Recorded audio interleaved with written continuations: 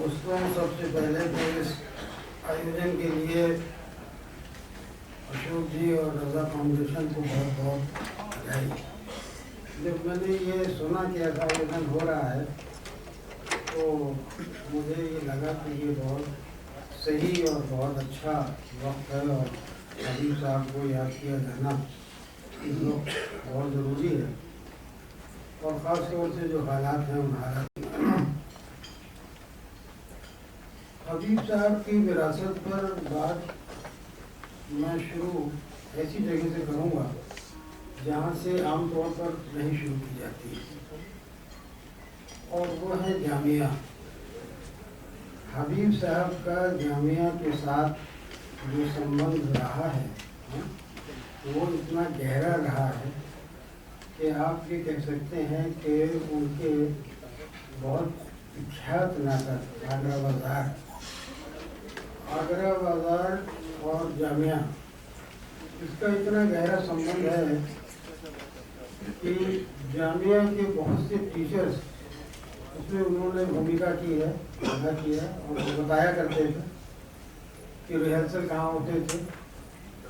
जमुना के किनारे एक बड़ा टीला हुआ करता था, उस टीले के ऊपर एक साथ से बड़े शौकीन बटला उनका नाम था, तो उन्होंने एक खपरेल डलवा दी थी। खपरेल में रिहर्सल होते थे और वो खपरेल खुली हुई थी चारों तरफ से, तो हवा आ रही है जमुना के किनारे और वो रिहर्सल हो रहा है साथ में। हबीब साहब कभी कभी नहीं सो जाते थे, तो था कि कभी कभी रात में भी नहीं रुक जाते, तो कोई इस ज़माने में किसी तरह का कोई दिक्कत नहीं थी। और एक और मज़ेदार बात यह है कि वहाँ एक स्टोर नाम की जगह थी जामिया में, जहाँ दुकानें थी, वहाँ एक पान वाले बैठते थे। तो पान वाले की छोटी सी घुमटी थी और बहुत संजीदा आदमी थे, हंसते बोलते किसी को नहीं थे, जानते सबको थे, तो जो आता था उसके हिसाब का पान बना के उसको दे देते थे। उनको तो मार आगरा बाजार के सेट के ऊपर ये पूरी दुकान पहुँच गई थी, पान की ये पूरी दुकान जो है पहुँच गई थी, तो वो अभिनेता भी बन गए थे। लेकिन लोग बताते हैं कि स्टेट पर भी हम इनसे जब पान खाते थे तो पैसे देने पड़ते थे। ऐसा नहीं था कि एक्टर साहब पान खा रहा है और पैसे नहीं देगा। तो इस तरह से, और जामिया में हबीब साहब से पहले भी नाटक की परंपरा थी। वो मैं इस तरह से अर्ज करूँ कि एक नाटक मेरा वहाँ हो रहा था, वहाँ का जो ओपन एयर थिएटर है, मैंने ये देखा कि देखने वालों दर्शकों में गाँव के बहुत से लोग आगे बढ़ गए, औरतें आ गई, गाँव की बच्चों को ले आई, अपने पगड़ी बांधे हुए बहुत से लोग वहाँ पहुँच गए। मैंने नाटक में ऐसे दर्शक जो है वो देखे नहीं थे पहले, तो मैंने लोगों से पूछा, मैंने कहा ये बात क्या है, ये कौन लोग हैं, क्यों आ गए यहाँ, क्या? तो उन्होंने कहा शायद आपको मालूम नहीं है, यहाँ जो नाटक हुआ करते थे इससे पहले, तो उसमें सारे गांव के लोग जो हैं इनवाइटेड होते थे, तो इनको आदत है यहाँ नाटक देखने की, और ये बहुत एंजॉय करते हैं, बहुत आराम से ये नाटक देखते हैं। और इसी के साथ साथ कुछ नाटक पक्की हरियाणवी में होते थे, हरियाणवी में नाटक होते थे, जो कि हास्य व्यंग प्रधान नाटक होते थे, लेकिन भाषा उनकी हरियाणवी होती। तो अब अफसोस है कि उस तरह के नाटक उनकी अब स्क्रिप्ट वगैरह जो है वो बची नहीं है। तो ये मैं बताना चाहता हूँ कि हबीब साहब की विरासत की जब हम बात करें तो हमको जामिया में उनका गुजारा हुआ जो वक्त है उसके बारे में भी बात करने की और सोचने की ज़रूरत है। दूसरी बातें तो ये है कि जो कुदसिया जैदी का हिंदुस्तानी थिएटर था, और हिंदुस्तानी थिएटर से मुताल्लिक़ एक दिलचस्प किस्सा है।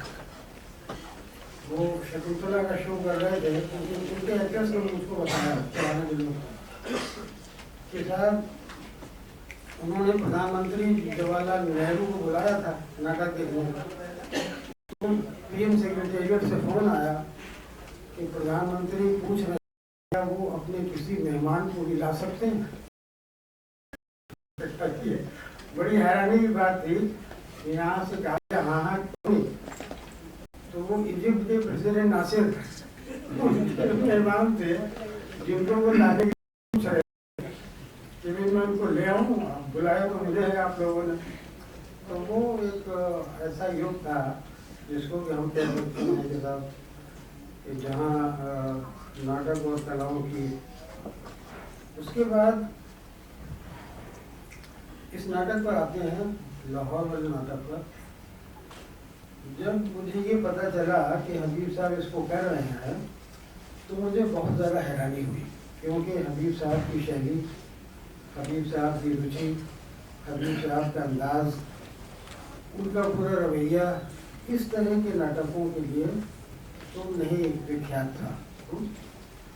और कुछ हासिल लोग थे ऐसा करने वाले, तो उन्होंने ये भी कहा कि बड़ा अच्छा है ये नाटक हबीब साहब ने चुना है, तो उनकी शैली के बिल्कुल अलग है, तो ये नाटक भी अच्छा नहीं होगा और आप और हबीब साहब दोनों जो है उनका काम पूरा हो जाए।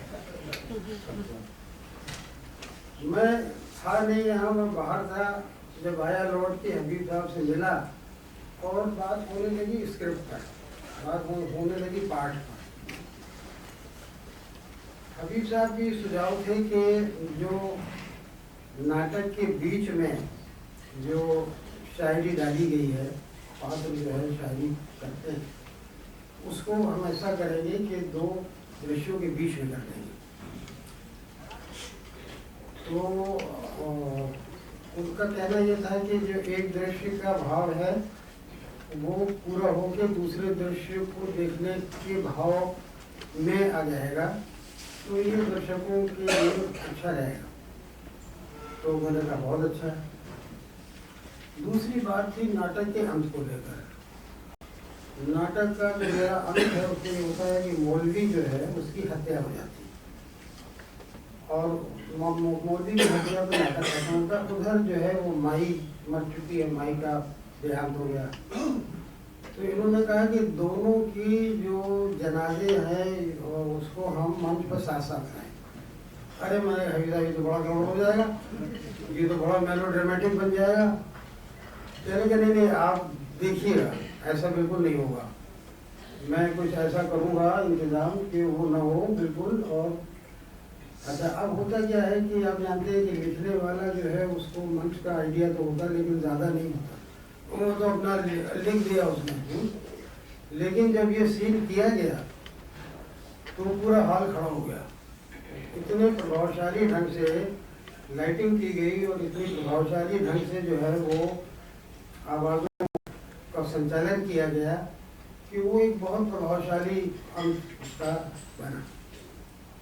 पहले शो में मुझे याद है कि कुछ सरदार थे, जो सिख लोग थे, वो आए, उन्होंने मुझसे कहा कि देखिए जो आपने दिखाया है ये ना आपका अनुभव है, रियलिटी है, और ना हबीब साहब की है। पार्टीशन का जो दुख है वो आप दोनों ने उस तरह से नहीं देखा जैसे हमने देखा। तो अनजाने में आप लोगों ने कुछ ऐसा कर दिया, आप जानते नहीं थे, अनजाने में आपने कुछ ऐसा कर दिया कि जो हमारे दिल को बिल्कुल छू गया, हमारे दिल को वो छू गया। हबीब साहब का शो ये इतना सफल था, हम सब जानते हैं। इसको एक साथ देख रहे थे, कराची से आए थे खालिद अहमद और शीमा किरमानी। इन लोगों ने कहा कि नाटक हम करेंगे कराची में। कराची में उनको पुलिस ने परमिशन नहीं दी। 3 कारण बताए। पहला कारण ये बताया कि लेखक जो है वो पाकिस्तानी नहीं है। दूसरा कारण ये बताया कि ये मौलवी की आपने हत्या दिखा दी, इसका मतलब इस्लाम की हत्या दिखा दी आपने, बहुत गलत किया आपने, हम नहीं देंगे। तीसरा उन्होंने कहा कि ये जो आपने हिंदू बुढ़िया दिखाई है, ये इतनी अच्छी हिंदू बुढ़िया दिखाई है आपने, इतनी नेक हिंदू बुढ़िया दिखाई है, तो ये भी एक तो फिर उन्होंने इस नाटक को वहाँ जर्मन इंफॉर्मेशन सेंटर गोथे सेंटर में किया और जो रिव्यूज इसके वहाँ आए उन्होंने भेजे डॉन में और स्टार में, रिव्यूज बिल्कुल वैसे ही थे जैसे यहाँ हिंदुस्तान टाइम्स में और टाइम्स ऑफ इंडिया में आए, बिल्कुल वही रिव्यूज।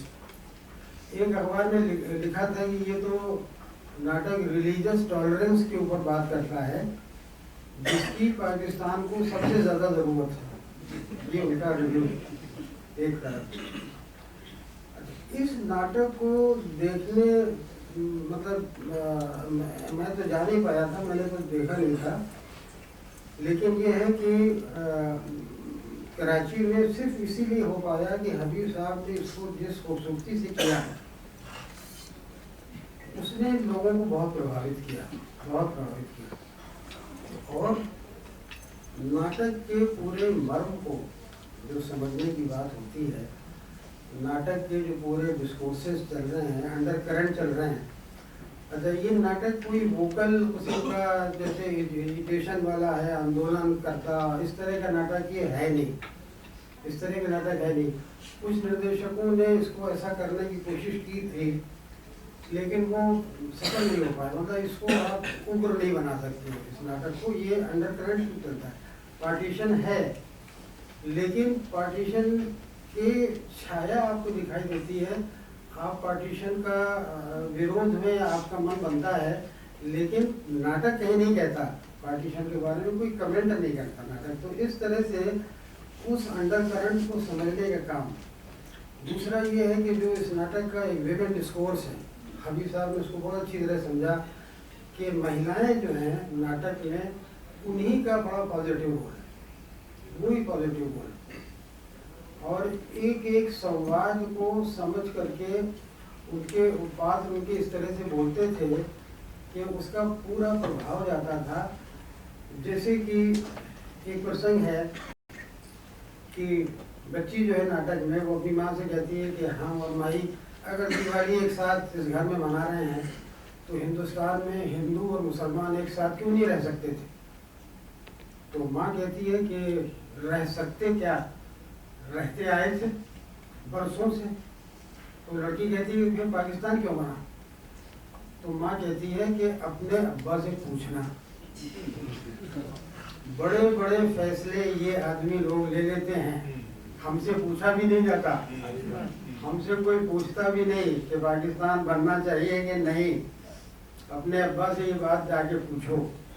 तो इस तरह की चीज़ों को हबीब साहब ने समझ करके बहुत प्रभावशाली तरीके से, या कवि की जो भूमिका है, कवि एक वर्ल्ड व्यू रखता है जो एक कवि का वर्ल्ड व्यू है। तो उस कवि के वर्ल्ड व्यू को, अच्छा वो हबीब साहब जो है नासिर कादरी को जानते थे और वो खुद कवि थे। हबीब साहब बुनियादी तौर पर कवि थे, तो उसकी भूमिका को भी उन्होंने जो है वो बहुत संभाल के और बहुत बढ़िया ढंग से उन्होंने प्रस्तुत किया। मौलवी के रोल, मौलवी का जिस लड़के को रोल दिया था, तो उसका मैनरिज्म जो मैंने देखा तो मुझे लगा अरे वाह क्या बढ़िया मैनरिज्म दिया है हबीब साहब ने। तो मैंने पूछा उनसे कि ये कैसे, आपने ये मैनरिज्म कैसे दिया? तो कहने लगे शायद आपको पता नहीं है, मेरे वालिद मौलवी थे और मैंने उन्हीं का मैनरिज्म जो है वो इस कैरेक्टर को दे दिया। ये देखिए, कैरेक्टर बनाने के लिए जिंदगी से उदाहरण, मतलब जिंदगी से लोगों को लेना, ये कितनी मज़ेदार बात है, जिंदगी से लिए जा रहे हैं। और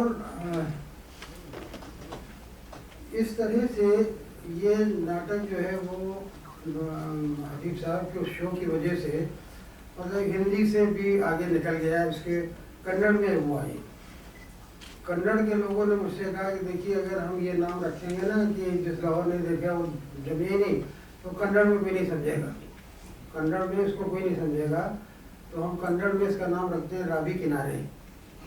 तो कन्नड़ में ये रावी किनारे के नाम से होता है, गुजराती मराठी में होता है, कुछ यूरोप की भाषाओं में इसका जो अनुवाद जिन्होंने किया। तो मैंने उनसे पूछा, मैंने कहा कि भाई आपकी तो ये रियलिटी नहीं है, आप लोग क्या जाने पार्टीशन क्या होता है और पार्टीशन का दुख क्या है, आप लोग क्यों इस नाटक को पसंद कर रहे हैं? तो उन्होंने कहा शायद आपको मालूम नहीं, पहले विश्व युद्ध के बाद यूरोप की जो स्थिति बनी थी, तो उसमें ये उथल पुथल बहुत थी। इधर के लोग उधर जा रहे हैं, उधर के इधर आ रहे हैं, और ये नाटक जो है वो क्रॉस कल्चरल अंडरस्टैंडिंग की बात करता है कि भाई आप किसी की भाषा नहीं जानते, आप किसी के कल्चर से वाकिफ नहीं है, आप किसी से बात नहीं, लेकिन इंसान होने के नाते आपका एक रिश्ता बन रहा है इंसानियत दूसरे इंसान के साथ। ये बातें रही, और बहुत लोगों ने तरह तरह से, जैसे मराठी में वामन केंद्रे ने इसको किया, और दिनेश ठाकुर ने भी इसको वहाँ किया। और मैं ये मानता हूँ कि हबीब साहब की ये कला दृष्टि थी बहुत, और न सिर्फ उन्होंने इसके मर्म को समझा, बल्कि ये है कि मुझे लगा कि उनके नाटक में जिन संवादों पर देखने वाले रिएक्ट किया करते थे, तो कुछ ऐसे भी शोज मैंने देखे कि उनके ऊपर वो रिएक्शन नहीं आ रहा, जबकि हबीब साहब के शो में बड़ा ज़बरदस्त रिएक्शन आता था। तो अब क्या है कि संवाद को समझने के बाद उसको जितने स्ट्रेस और जितना स्पेस और जितना पावर देना चाहिए, इसकी समझ तो उनको इतनी गहरी थी कि वो संवाद से लोगों के साथ संवाद स्थापित कर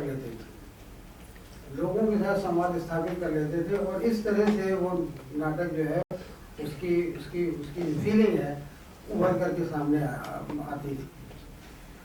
तो